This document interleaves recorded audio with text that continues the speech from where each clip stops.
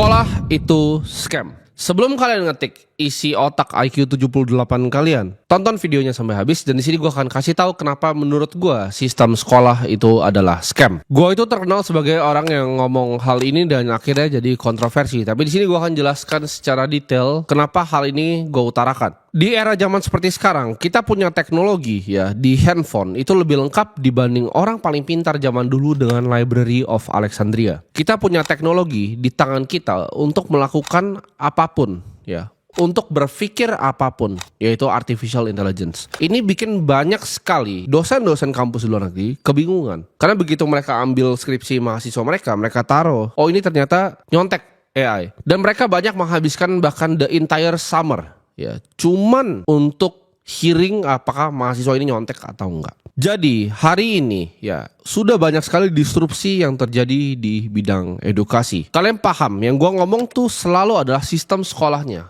bukan pendidikan.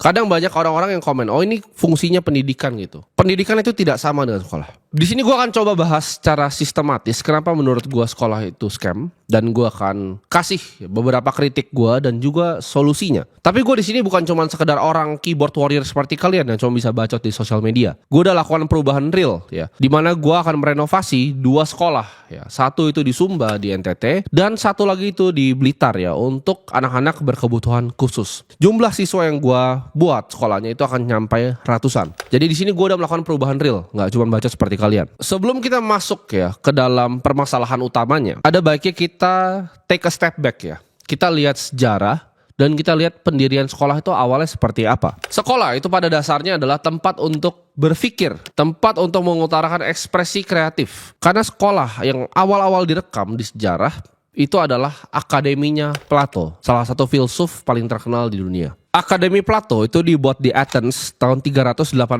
BC. Fungsinya apa? Untuk para upper classmen ya. Terrecord juga ada beberapa wanita di dalam kelasnya Plato, ada 2. Jadi pada waktu itu adalah tempat untuk bebas berekspresi ya. Saling gak ada grading seperti sekarang, tidak ada standarisasi, hanya bebas untuk berpikir bareng-bareng para scholars ini pada zaman dulu. Sebagai tempat saling tukar pikiran antara para murid dan para guru. Sekarang pertanyaannya, dari mana ini semua berubah ya?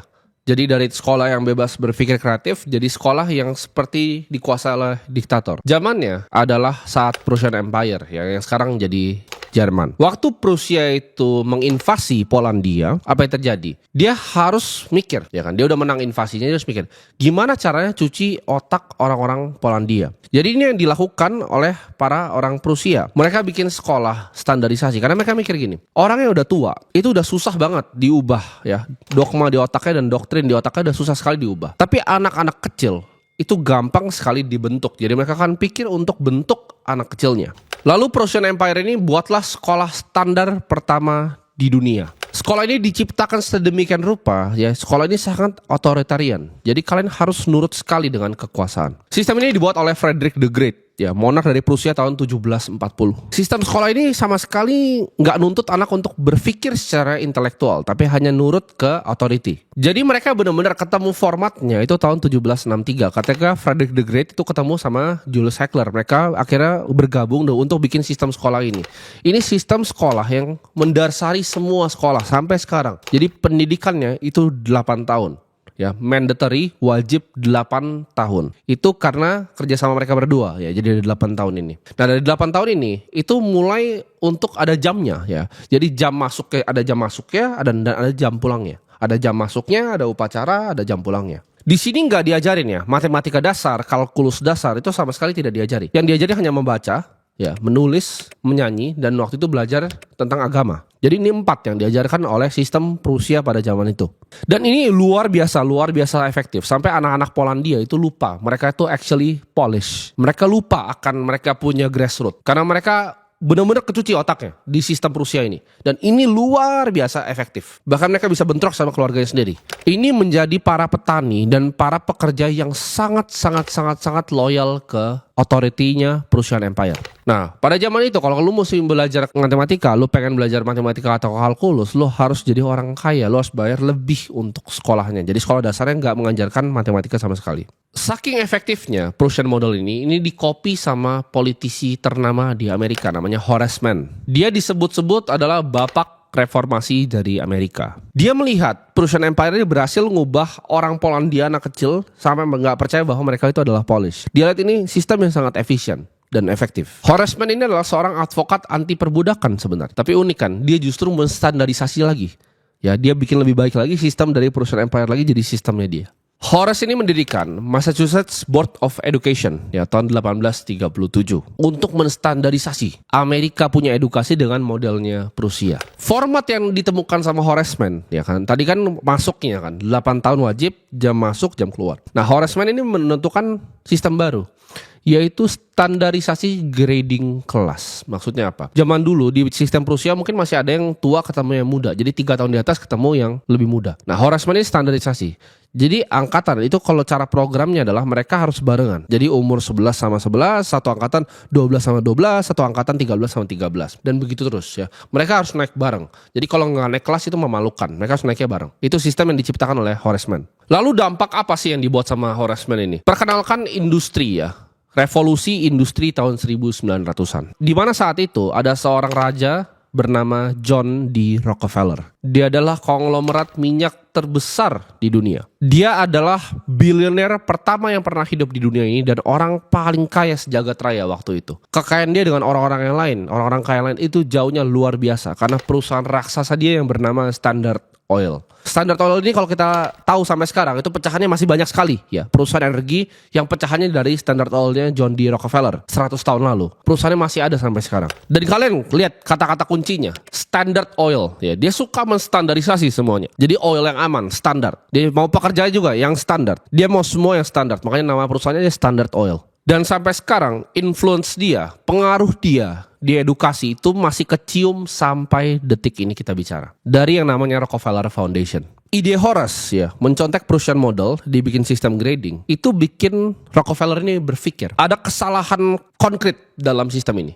Yaitu apa? Betul, orangnya tuh udah sangat nurut. Jadi mereka tuh dididik untuk matiin pemikiran kritis. Kritisnya itu harus mati, harus didoktrin ke dalam, dan gak boleh kreatif. Karena orang yang berpikir itu bahaya. Tapi problemnya apa dengan zaman revolusi industri? Kalau dulu kan perusahaan model petani aja gak apa-apa. Peternak aja yang goblok itu gak apa-apa. Tapi apa problemnya dengan masalah revolusi industri ini? Yaitu mereka gak bisa kerja di perusahaan minyaknya John D. Rockefeller karena terlalu goblok. Matematika dasar gak bisa. Jadi dia harus craft sebuah sistem namanya Factory Model Education. Di mana dia bikin ini orang anak kecil yang datang sini sama ya.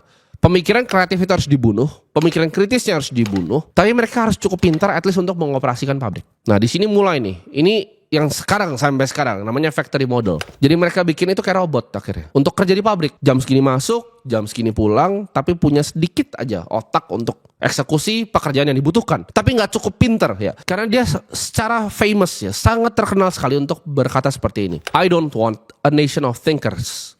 Ya, I want a nation of workers. Gue gak pengen punya bangsa pemikir, tapi gue pengen punya bangsa pekerja. Karena dia butuh waktu itu tenaga kerja untuk Standard Oil perusahaan raksasanya ini. Dia paham kalau dia bikin akademi seperti zaman Plato dan Aristoteles ya. Di mana Aristotle juga belajar 20 tahun di akademinya Plato dan bikin Lyceum sendiri. Itu bisa sangat berbahaya untuk bisnisnya. Ntar orang pintar seperti dia, ntar orang berpikir kritis. Ntar orang mikir, kenapa ya gue itu masuk jam segini dan pulang jam segini dari kantor. Kalian gak pernah tanya itu semua, kenapa? Karena itu sudah didoktrin oleh sekolah ke kalian semua.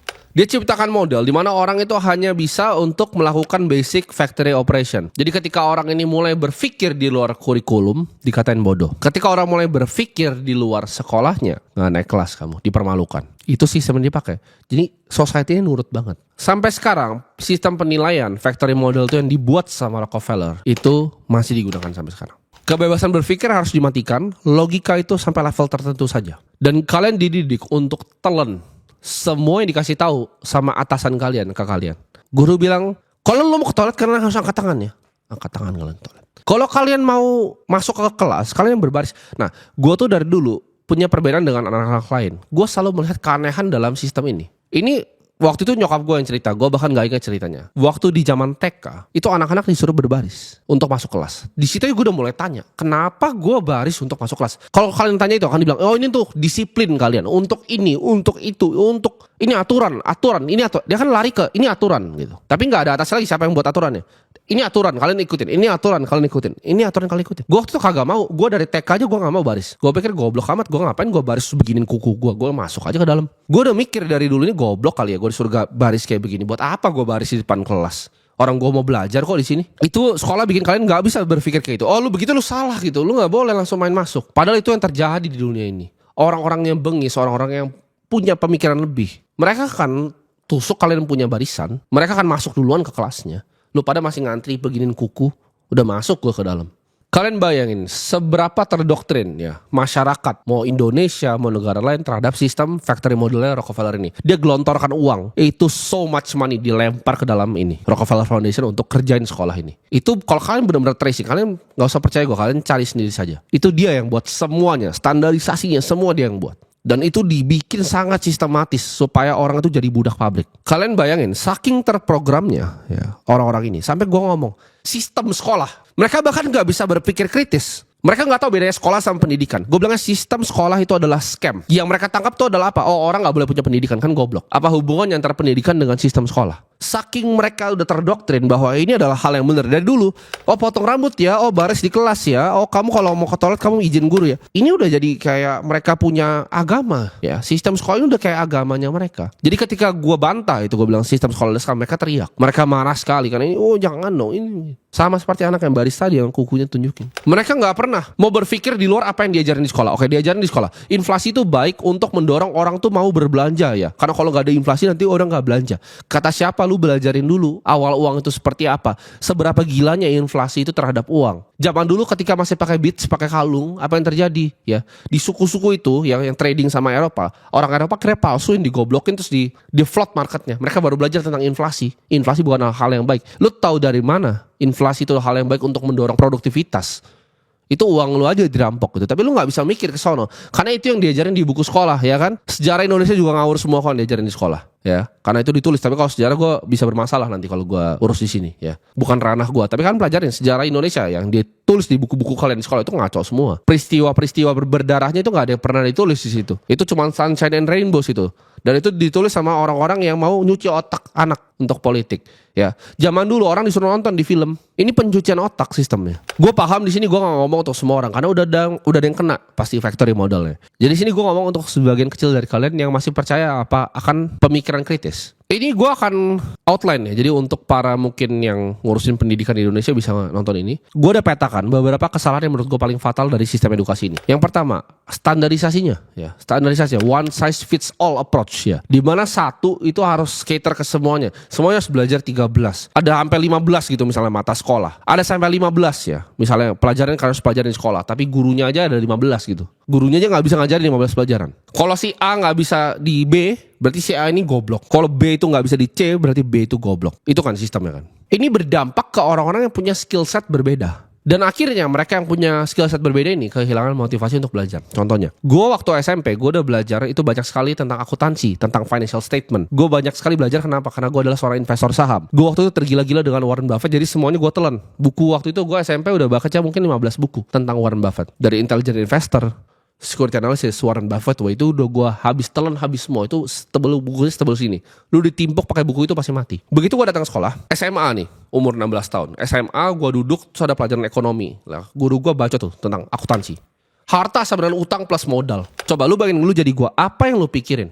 Lu pasti mikir goblok kali ya ini pelajarannya. Di situ gue mikir ini apa sih ini yang diajarin di sini gitu. Terus gue tulis buku besar gitu. Buat apa gitu? Kerjanya gue analisa laporan keuangan perusahaan TBK. Ngapain gue belajarin ini akuntansi dasar, persamaan dasar akuntansi. Tapi kalau misalnya gue nggak bisa di biologi, dia akan cap, oh goblok lu. Kalau gue bukan nggak bisa, gue nggak mau belajar tentang biologi. Ya, oh goblok lu.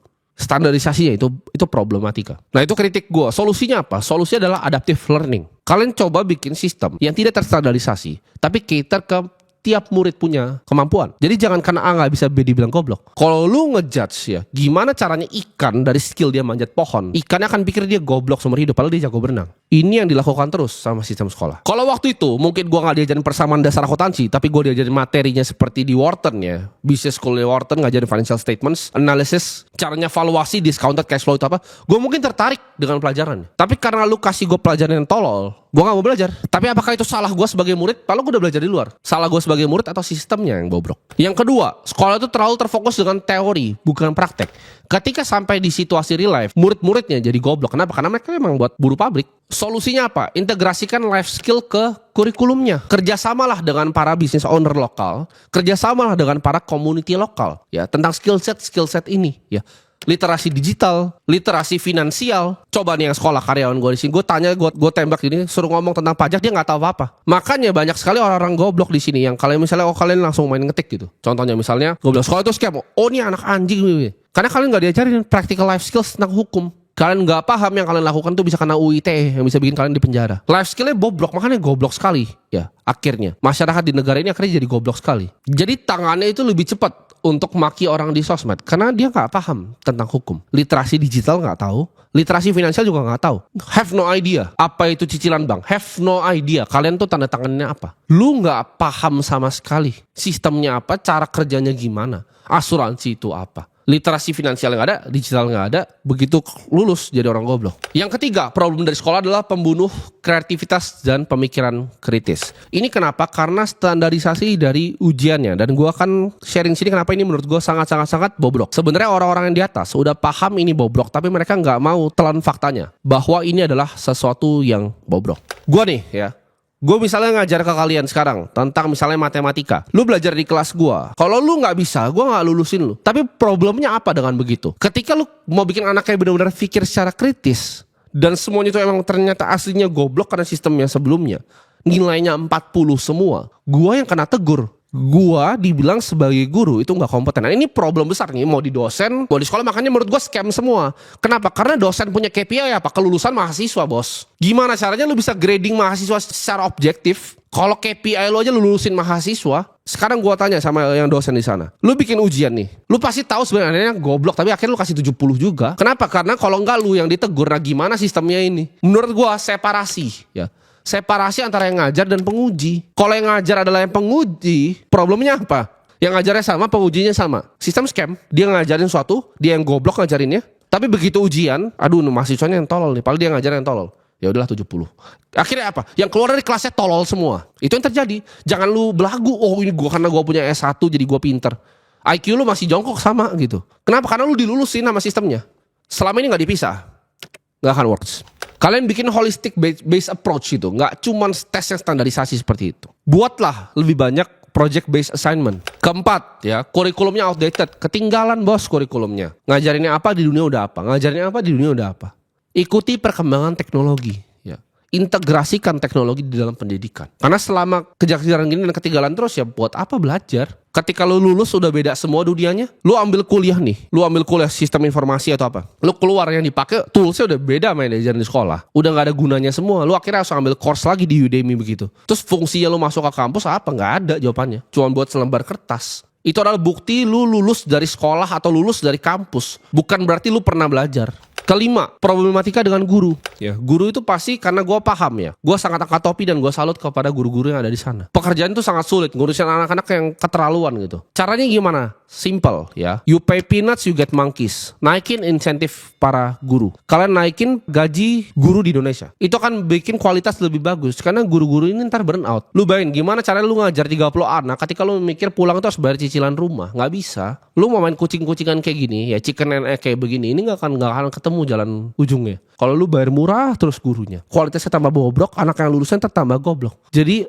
naikin gaji guru di Indonesia. Training guru bagusin, naikin gajinya, berikan fasilitas lebih ya. Karena guru ini adalah ujung tombaknya justru dari pendidikan di bangsa ini. Simple kan sebenarnya, tapi kenapa nggak pernah dilakukan ya? Karena duitnya habis dimakanin para tikus berdasi. Ini gue serius, lu beresin 5 hal ini ya. Selesai menurut gue masalah pendidikan. Dan gue gak akan ngomong sekolah itu scam lagi. 5 doang. problemnya. Dan ini udah gue outline sangat jelas secara sistematis. Terserah mau di-apply atau enggak. Gue mengalami kesulitan untuk edukasi orang di sini. Literasi sempit banget. Gak bisa gue lemparkan sebuah pemikiran gitu. Sekolah itu scam, terus langsung diserang gitu. Kalian gak bisa duduk mikir dulu gitu loh. Apa sih maknanya? Lawan budak factory model ini sulit sekali gitu. 2020. Gue masuk ke restoran gitu. Gue makan sama nyokap gue, tiba-tiba ada kaca. Gue tanya dong, ini kacanya apa? Oh itu standar. Karena ada ini. Karena ada virus. Kamu harus pakai kaca. Gue pikir lu gila ya. Gue napi apa di sini? Itu gue kayak napi bos. Makan sama nyokap gue kayak napi. Ada kacanya. Terus masuk lift pantat-pantatan begini. Ngadep belakang semua. Emang cara kerja virus kayak gitu lu goblok ya? Orang-orang semua. Kalian pikir gak sih? Kalian pikir cara kerja virus tuh kayak gitu ya? Kalau lu emang kena virusnya terus lu di lift. Semuanya bisa gak kena dengan lu pantat-pantatan begini. Lu memang bodoh gitu. Udah bodoh. Benar-benar bodoh. Dan itu sulit sekali gue untuk edukasin. Lu kira dengan itu orang bisa mati gitu. Karena oh ini bahaya jadi gue pantat-pantatin gitu di lift. Terus gue makan kayak napi gitu. Biar gak kena gitu virusnya. Coba kalian pikir aja. Pikir baik-baik aja. Pikir coba. Ya mungkin ini harapan terakhir gue ya. 1,2 juta sekian orang yang suka nonton di sini ya. Yang masih mau berpikir kritis, yang masih mau punya kreativitas di otaknya. Tapi kalian akhirnya paham di sini kenapa gue bilang sekolah itu scam. Udah gue kasih solusinya. Gue gak cuma bacot, gue buat juga sekolah. Nanti gue mau buat 100. Gue udah keluarin miliaran dari kantong pribadi gue. Jadi tolonglah buat yang di atas sana benerin sistem pendidikan ini.